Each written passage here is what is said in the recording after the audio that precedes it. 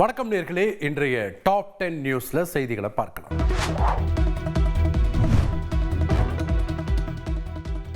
மகளிர் உரிமை தொகை பெறுவதற்கான விதிகளை தளர்வு செய்து தமிழக அரசு உத்தரவிட்டுள்ளது. தமிழகத்தில் சுமார் 1,15,00,000 பெண்களுக்கு கலைஞர் மகளிர் உரிமை தொகை திட்டம் மூலம் மாதந்தோறும் 1000 ரூபாய் உதவித்தொகை வழங்கப்பட்டு வருகிறது. இந்த திட்டத்தின் கீழ் விடுபட்ட பெண்களை சேர்க்க அடுத்த மாதம் 15ஆம் தேதி தொடங்க உள்ள உங்களுடன் ஸ்டாலின் என்ற நிகழ்ச்சி மூலம் விண்ணப்பம் பெறப்பட உள்ளது. இந்நிலையில் கலைஞர் மகளிர் உரிமை தொகை திட்டத்தில் திருத்தப்பட்ட விரிவான வழிகாட்டு நெறிமுறைகள் வெளியிடப்பட்டுள்ளன. அதன்படி மகளிர் உரிமை தொகை வழங்குவதற்கான தகுதிகளில் 3 பிரிவுகளில் தமிழக அரசு விலக்களித்துள்ளது.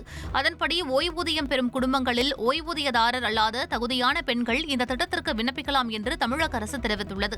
அதேபோன்று இந்திரா காந்தி தேசிய முதியோர் ஓய்வூதிய திட்டம், முதலமைச்சரின் உழவர் பாதுகாப்பு திட்டம் மற்றும் அமைப்புசாரா தொழிலாளர் நல வாரியங்களிலிருந்து முதியோர் ஓய்வூதியம் பெறும் குடும்பங்களில் உள்ள ஓய்வூதியதாரர் அல்லாத தகுதி வாய்ந்த பெண்களும் விண்ணப்பிக்கலாம் என்று தெரிவிக்கப்பட்டுள்ளது.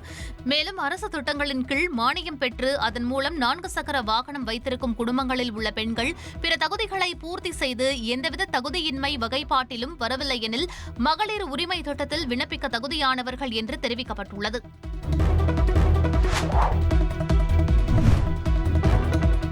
பரந்தூர் விமான நிலைய திட்டத்திற்காக கையகப்படுத்த திட்டமிடப்பட்டுள்ள நிலங்களுக்கான விலை நிர்ணயம் செய்து அரசாணை வெளியிடப்பட்டுள்ளது.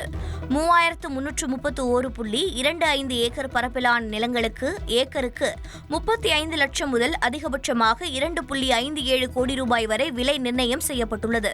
கையகப்படுத்தப்பட உள்ள நிலத்தின் அளவை பொறுத்து இழப்பீடு நிர்ணயம் செய்யப்படும் என தெரிவிக்கப்பட்டுள்ளது.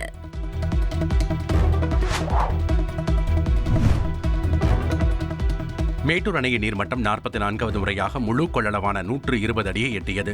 காவிரி நீர்பிடிப்பு பகுதிகளில் பெய்து வரும் கனமழை காரணமாக கர்நாடக அணைகளான கபினி, கிருஷ்ணராஜசாகர் அணைகள் முழு கொள்ளளவை எட்டியது. இதன் காரணமாக அந்த அணைகளின் பாதுகாப்பு கருதி தமிழகத்திற்கு காவிரியில் திறக்கப்படும் நீரின் அளவும் தொடர்ந்து அதிகரிக்க தொடங்கியதால் மேட்டூர் அணையின் நீர்மட்டம் அதன் முழு கொள்ளளவான 120 அடியை எட்டியது. அணையின் இடது கரையில் நீர்வளத்துறை அதிகாரிகள் சிறப்பு பூஜை செய்து உபரி நீரை திறந்து வைத்தனர். தண்ணீர் வெளியேறுவதை மாவட்ட ஆட்சித்தலைவர் பிருந்தா தேவி, சுற்றுலாத்துறை அமைச்சர் ராஜேந்திரன், MP TM செல்வ கணபதி ஆகியோர் பார்வையிட்டனர்.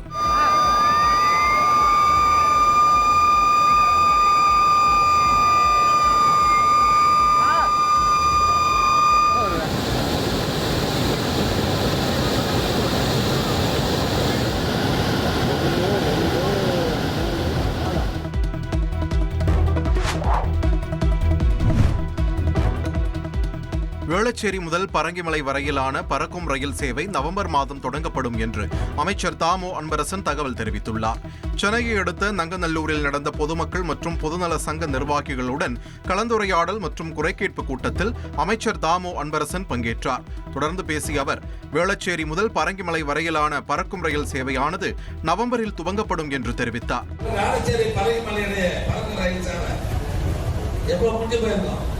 அது ஒரு ஃபில்லர் வந்து கீழே விட்டு போச்சு. நீங்களே பார்த்துருப்பீங்க. அதெல்லாம் யாருக்கும் பாதிப்பு இல்லை. இப்போ அதுவும் முடிச்சு போச்சு. அதுவும் நம்ம முதலமைச்சர் வந்து ஒரு ஆய்வு கூட நடத்திட்டாரு. வருகிற நவம்பர் மாதம் வேளச்சேரியிலிருந்து பரங்கிமலைக்கு அந்த ரயிலை இயக்க இருக்கிறோம் என்ற மகிழ்ச்சியான செய்தி.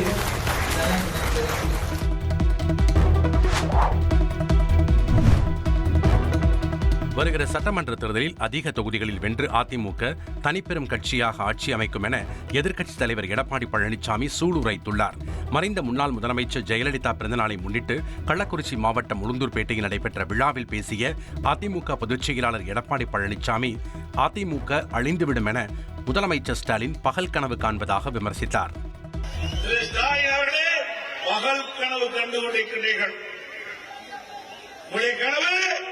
பகல் கனவு. இங்கே வந்திருக்கின்ற அனைத்து இந்திய அண்ணா திராவிட முன்னேற்ற கழக சிப்பாய்கள்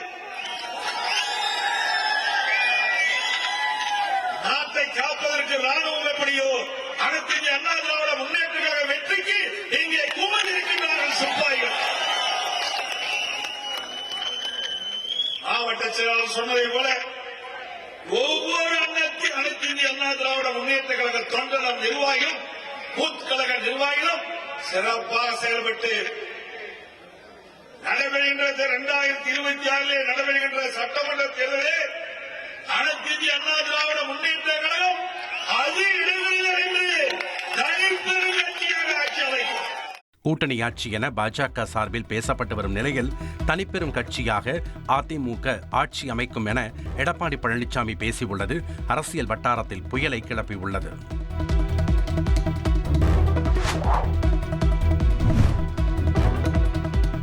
அன்புமணி ராமதாஸின் திடீர் டெல்லி பயணம் அரசியல் வட்டாரத்தில் பரபரப்பை ஏற்படுத்தியுள்ளது. பாமகவில் ராமதாஸ் அன்புமணி மோதல் இன்னும் முடிவுக்கு வராத சூழலில் அன்புமணியின் டெல்லி பயணம் முக்கியத்துவம் பெற்றுள்ளது.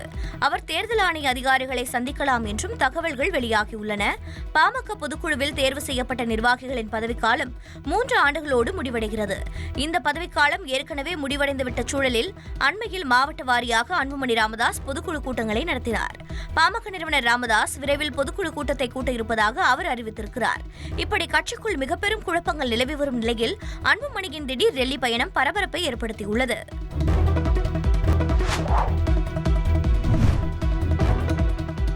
சென்னையிலிருந்து ஹைதராபாத் சென்ற இண்டிகோ ஏர்லைன்ஸ் விமானம் நடுவானில் ஏற்பட்ட இயந்திர கோளாறு காரணமாக மீண்டும் அவசரமாக சென்னைக்கு திரும்பி வந்து தரையிறங்கியது. மாலை 3:40 மணிக்கு 159 பயணிகள் 6 விமான ஊழியர்கள் என 165 பேருடன் புறப்பட்டு சென்ற விமானம் ஆந்திர மாநிலம் நெல்லூரை கடந்து சென்றபோது இயந்திர கோளாறு கண்டறியப்பட்டது. இதையடுத்து விமானி அவசரமாக சென்னை விமான நிலைய கட்டுப்பாட்டு அறையுடன் தொடர்பு கொண்டார். சென்னை விமான நிலையத்தில் விமானம் அவசரமாக தரையிறங்குவதற்கான அனைத்து பாதுகாப்பு ஏற்பாடுகளும் துரிதமாக செய்யப்பட்டிருந்ததை அடுத்து திரும்பி வந்த விமானம் சென்னையில் மீண்டும் மாலை 4:30 மணி அளவில் தரையிறங்கியது. பிறகு விமானத்தை பழுதுபார்க்கும் பணியானது நடைபெற்றது.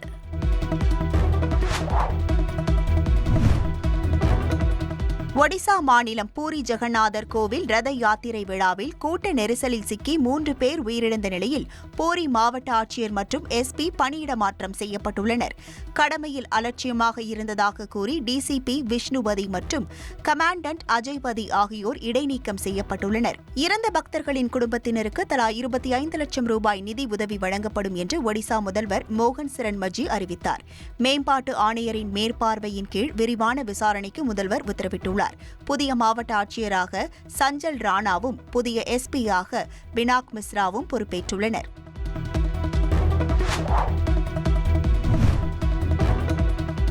டிஎன்பிஎல் 27வது லீக் போட்டியில் 69 ரன்கள் வித்தியாசத்தில் நெல்லை அணியை வீழ்த்தி திருப்பூர் தமிழன்ஸ் அணி 5வது வெற்றியை பதிவு செய்தது. நத்தம் பகுதியில் நடைபெற்ற போட்டியில் முதலில் பேட்டிங் செய்த திருப்பூர் தமிழன்ஸ் அணி 20 ஓவர்களில் 5 விக்கெட் இழப்பிற்கு 182 ரன்கள் எடுத்தது. அதிகபட்சமாக சாய் கிஷோர் 34 பந்துகளில் 55 ரன்களும், சாத்விக் 31 பந்துகளில் 41 ரன்களும் எடுத்தனர். பின்னர் களமிறங்கிய நெல்லை அணி 19.4 ஓவர்களில் அனைத்து விக்கெட்டுகளையும் இழந்து 113 ரன்கள் மட்டுமே எடுத்து 69 ரன்கள் வித்தியாசத்தில் தோல்வியை தழுவியது.